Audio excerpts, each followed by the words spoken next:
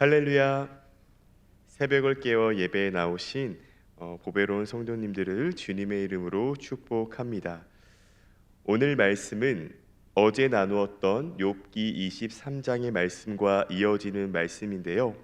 바로 엘리바스의 세 번째 말에 대한 욥의 대답입니다. 특별히 청소년부 친구들이 시험 기간을 보내고 있는데요. 공부에만 복습이 필요한 것이 아닌 말씀에도 복습이 필요하다라고 생각합니다. 그런 의미에서 어제 나누었던 말씀을 잠시 복습해 보도록 하겠습니다. 어제 담임 목사님께서 말씀을 나누시며 욥이 겪고 있는 고난에 대해서 나열하셨습니다.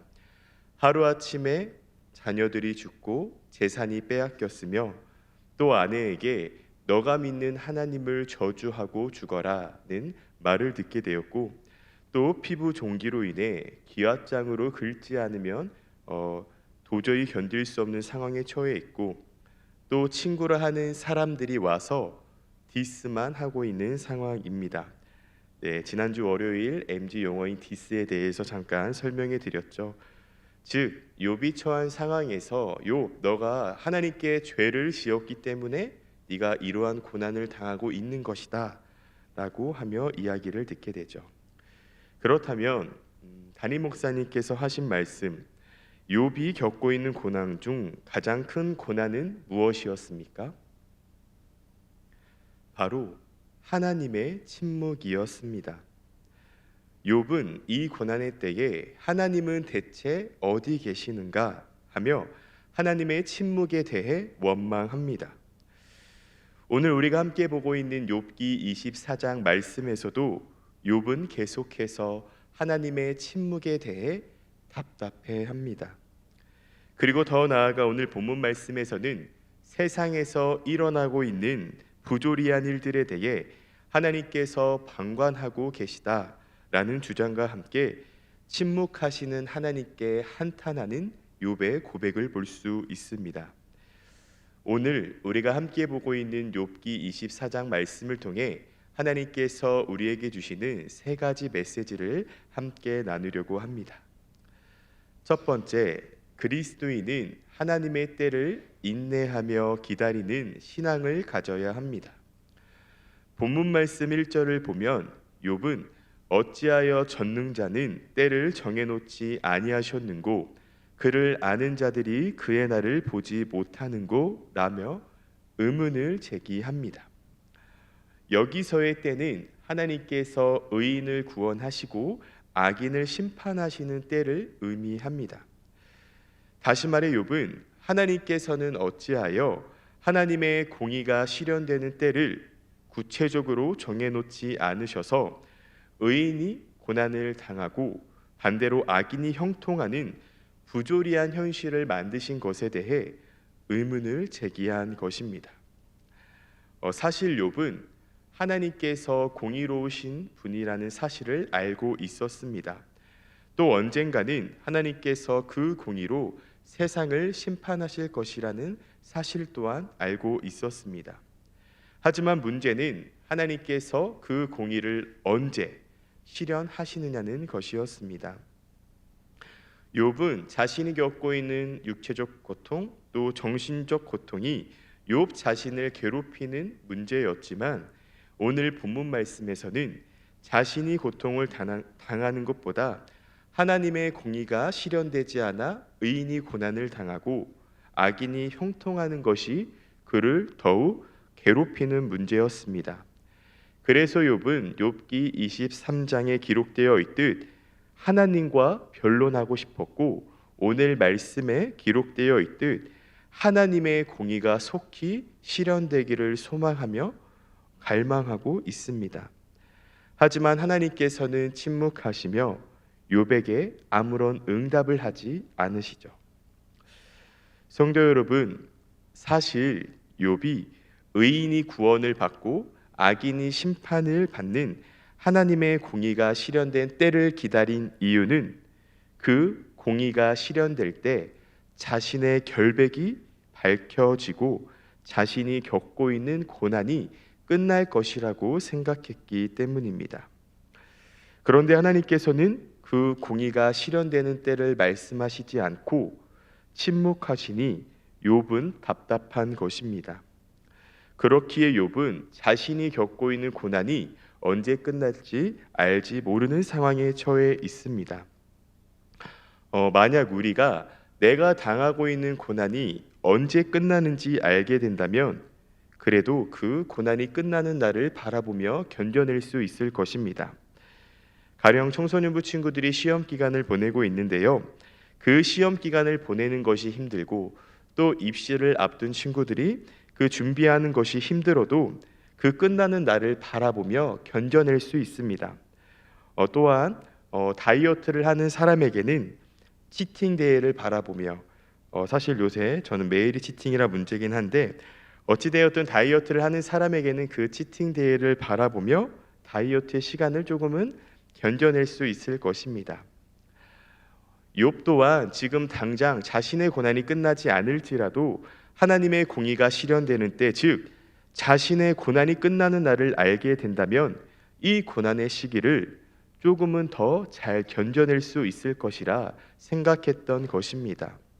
하지만 도저히 이 고난이 끝날 기미가 보이지 않습니다.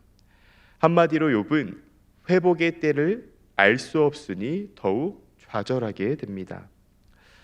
성도 여러분, 이러한 생각은 욥뿐만이 아니라 우리 또한 하게 됩니다. 우리가 고난의 상황에 처해 있을 때 어려운 점은 지금 당장 겪고 있는 이 고난이 우리에게 두려움이 되기도 하지만 이 어려움이 언제 끝날지 모르는 그러한 막연한 두려움 때문에 더욱 힘이 들 것입니다. 그렇다면 이 고난이 끝나는 때를 아시는 분은 누구신가요? 오직 하나님이십니다. 하나님만이 회복의 때를 아십니다. 하나님은 분명 하나님의 공의가 실현되는 그 회복의 때를 정해 놓으셨습니다. 그렇기 때문에 우리에게는 하나님의 공의가 실현되는 회복의 때를 믿음으로 인내하는 자세가 필요합니다. 그래서 우리 그리스도인은 고난의 때에 하나님의 회복의 손길을 기다리며 인내하는 신앙이 필요한 것입니다. 절대로 우리가 겪고 있는 고난으로 인해 삶과 믿음을 포기해서는 안 됩니다. 이것을 늘 기억하며 생각하시기를 소망합니다. 오늘 본문 말씀에서 욥은 하나님의 공의의 때가 언제 실현되는지 알지 못해 한탄했지만 또 어제 담임 목사님께서도 나누셨듯 그 고난이 너무나 심해 욥은 때로는 하나님께서 자신의 생명을 거두어 가시기를 소망했지만 결코 자신의 손으로 자신의 생명을 해하지 않았습니다. 끝까지 버틴 것입니다. 하나님을 한탄하면서도 말이죠. 보배로운 성도 여러분, 혹 지금 고난의 때에 처해 계십니까? 성전에 와서 예배당에 앉아 있을 때 눈물이 하염없이 나고 또 이 세상에 홀로 있는 것 같은 느낌이 드시나요? 또 하나님이 나의 기도 제목에 응답도 해주지 않고 무관심하다고 느껴지시나요? 그래도 절대 하나님께서 우리에게 주신 생명을 또 믿음을 포기하지 마시기 바랍니다. 늘 말씀드리듯 한탄하세요. 한자는 말고요. 불평하세요. 어디 안에서요? 주님 안에서요. 그래서 더 기도의 자리를 사모하시고 더 하나님께 부르짖으시기를 바랍니다. 우리는 결코 하나님의 회복의 때를 알 수 없지만 오직 하나님만 아시니 그 때까지 제발 잘 버티게 해달라고 말이죠. 존귀한 보배로운 성도 여러분, 하나님의 회복의 때는 분명히 있습니다. 그 사실을 기억하며 때론 우리에게 찾아온 고난이 너무나 힘들어도 그 회복의 때를 바라보며 인내의 신앙을 가지시기를 소망합니다. 다음으로 하나님께서 우리에게 주시는 두 번째 메시지는 침묵 또한 하나님의 응답이라는 것입니다. 본문 말씀 12절에서 욥은 인구가 많은 성 중에서 사람들이 신음하며 상한 자가 부르짖으나 하나님은 그 불의를 보지 아니하신다고 한탄하고 있습니다. 욥은 무죄한 자들이 고통을 당하고 있는 현실을 계속해서 한탄하는데요. 결국 방금 전에도 나누었듯 고난에 대해 침묵하시는 하나님께 억울함을 토로한 것입니다. 사실 이러한 욥의 행동은 너무나 당연합니다. 하지만 욥이 알지 못했던 것이 있습니다. 그것은 바로 침묵 또한 하나님의 또 다른 응답이라는 사실입니다. 그렇다면 하나님께서는 왜 침묵을 통해 응답하실까요? 사실 하나님은 말씀하시는 하나님이시잖아요. 이 세상을 창조하실 때 말씀으로 창조하셨고, 또 성경 말씀을 보면 말씀을 통해 역사하시는 분인데 말이죠. 성도 여러분, 하나님은 하나님 자신의 정하신 때를 위하여 침묵하시며, 또 때로는 성도의 신앙을 연단하기 위해 침묵하시는 분이십니다. 어제 욥의 고백을 통해서 나누었었죠. 욥기 23장 10절의 말씀처럼 그가 나를 단련하신 후에는 내가 숨금같이 되어 나오리라. 하나님은 그 고난을 통해 욥을 연단하신 것입니다. 또 하나님께서 욥에게만 침묵하셨을까요? 마태복음 27장 46절 말씀을 보면 엘리 엘리 라마 사박다니라고 기록되어 있습니다. 이 뜻이 무엇입니까? 나의 하나님, 나의 하나님, 어찌하여 나를 버리셨나이까? 라고 예수님께서 하나님께 질문한 것이지요. 이에 하나님은 응답하십니까? 침묵하십니다. 그런데요, 이 침묵이 예수님을 버리는 침묵입니까? 아니요. 그 십자가 사건을 통해 결국 구원이라는 큰 사명을 감당케 하신 것이죠. 즉 하나님께서는 우리를 연단하시기 위해 또 가장 좋은 곳으로 또 가장 완전한 것을 주시는 그 하나님의 때를 위해서 침묵으로 응답하신 것입니다. 그렇기에 우리는 고난의 때에 기도할 때 하나님의 침묵 또한 우리에게 주시는 또 다른 응답이라는 사실을 기억하며 첫 번째로 나누었듯 인내의 신앙을 가져야 합니다. 그래서 우리가 고난의 때에 하나님께 호소하듯 기도한 후에 하나님께서 나에게 아무런 응답을 주시지 않을지라도 너무 낙심하시지 않기를 소망합니다. 왜냐하면 그 무응답 또한 하나님께서 우리에게 주시는 또 다른 응답이니까요. 그리고 그 침묵을 통해 나를 연단하시고 단련하시는 주님을 붙드시기를 소망합니다. 그래서 욥기 23장 10절에서 욥이 고백했던 것처럼 나의 신앙과 믿음 또 삶을 연단하신 하나님께서 결국 나를 정금과 같이 세상 모든 사람들에게 존귀함을 받는 삶을 살아가게 하실 것이라는 그 믿음을 가지며 늘 승리의 삶 살아가시기를 소망합니다. 마지막으로 하나님께서 우리에게 주시는 세 번째 메시지는 그리스도인은 고난당한 사람을 돌볼 줄 알아야 합니다. 오늘 본문 말씀에서 욥은 다른 사람이 겪게 되는 고통과 고난을 바라보게 됩니다. 고아와 가부, 가난한 자 등 악인들에게 고통을 당하는 사람들을 말이죠. 그래서 악한 사람들이 저지르는 횡포에 대해서 이야기하며 이 횡포에 대해서도 아무런 조치를 취하지 않으시는 하나님을 또 한탄하게 됩니다. 성도 여러분, 말씀을 준비하며 자신의 고난이 아닌 주변의 고난을 바라보는 욥의 모습을 보며 로마서 12장 15절 하반부의 말씀이 떠올랐습니다. 우는 자들과 함께 울라는 말씀이요. 이처럼 우리 그리스도인은 고난당한 사람을 돌아볼 줄 알아야 합니다. 즉 그들을 위해 기도하고 또 그들을 위해 내가 할 수 있는 한 최선을 다해 도와주어야 합니다. 그리고 더 나아가 내가 고난을 당하고 있고 또 나의 이웃이 고난을 당하고 있다면 함께 하나님의 때를 바라보며 함께 인내하는 삶을 살아가는 것, 그것이 바로 우리 그리스도인에게 필요한 자세입니다. 보배로운 성도 여러분, 누군가 고난을 겪고 있는 모습을 보고 계십니까? 건강의 고난, 또 믿음의 고난, 또 관계의 고난, 삶의 고난 등이요.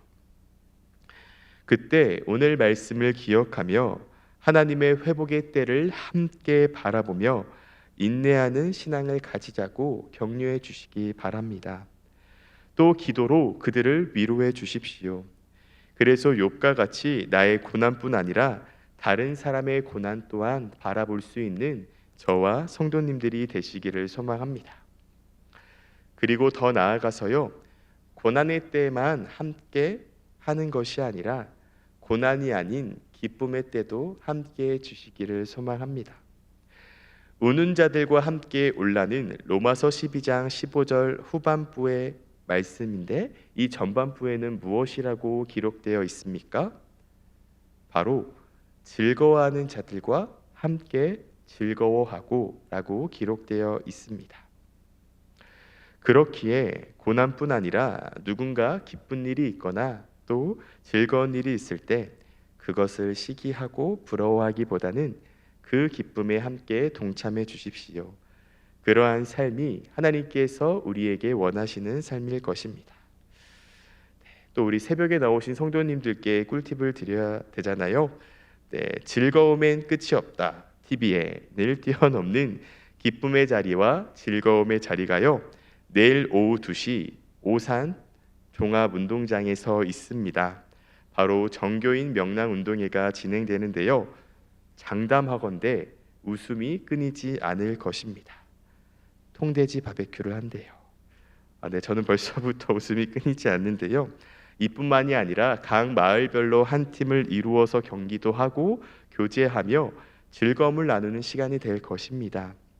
이 기쁨의 자리에 시간이 허락되신다면 함께 하시기를 소망합니다. 사랑하는 성도 여러분, 말씀을 정리하겠습니다.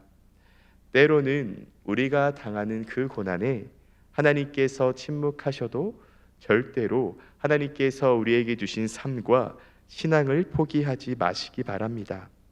하나님께서는 이미 회복의 때를 준비해 주셨습니다. 또 침묵 또한 하나님의 또 다른 응답이라는 사실을 기억하며 우리 주변에 고난을 당하고 있고 또 고통을 당하고 있는 그 이웃들과 함께 기도하고 인내하며 회복의 때를 견뎌내시기를 소망합니다. 전도서 4장 12절 말씀, 한 사람이면 패하겠거니와 두 사람이면 맞설 수 있나니 세 겹줄은 쉽게 끊어지지 아니하느니라. 아멘. 이 전도서의 말씀처럼 우리 보배로운 교회의 공동체 모두가 고난의 때에 서로를 위해 중보기도함으로 하나님이 주신 삶과 하나님이 허락하신 그 신앙, 하나님을 향한 신앙이 결코 끊어지지 않도록 서로의 삶과 신앙을 끈끈하게 붙잡아주는 공동체가 되기를 소망합니다. 그래서 고난 뒤에 주실 하나님의 그 축복을 바라보며 그 축복을 모두 다 함께 누리는 귀한 성도님들 되시기를 간절히 소망합니다. 함께 기도하겠습니다. 은혜의 하나님, 오늘은 욥기 24장의 말씀을 함께 나누었습니다. 오늘 말씀을 늘 기억하며 나에게 찾아온 고난의 때에 하나님께서 침묵하실지라도 절대 하나님이 나에게 허락하신 삶과 또 하나님을 향한 믿음을 포기하지 않게 하시고 침묵 또한 하나님의 또 다른 응답이라는 사실을 기억하며 인내의 신앙을 가지며 살아가게 하옵소서. 또 더 나아가 우리 주변에 고난을 당하고 있는 이웃과 성도를 위해 함께 기도하며 중보하는 중보자의 삶을 살아가게 하옵소서. 주님, 오늘 플리마켓과 아나바다 행사, 또 어하나와 기독학부모 행복교실, 알파 등 다양한 사역이 진행됩니다. 이 시간을 통해 주님 안에서 서로 교제하고 나누는 시간이 되게 하시고 결국 하나님의 영광만을 드러내는 귀한 시간 되게 하옵소서. 하나님께 귀한 예물 드리는 손길이 있습니다. 이 예물이 주님 안에서 귀하게 사용되게 하시고 이 예물을 통해 하나님의 위로가 많은 사람들에게 전하게 하여 주옵소서. 감사합니다. 사랑이 많으신 우리 구주 예수님의 이름으로 기도합니다. 아멘.